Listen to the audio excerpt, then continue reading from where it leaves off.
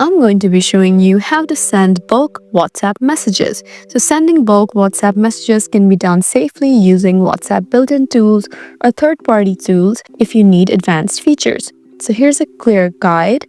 What you can do is use WhatsApp broadcast lists. So they're safe and they're free. So they're best for contacts who have your number saved, or each recipient receives the message individually like a personal message.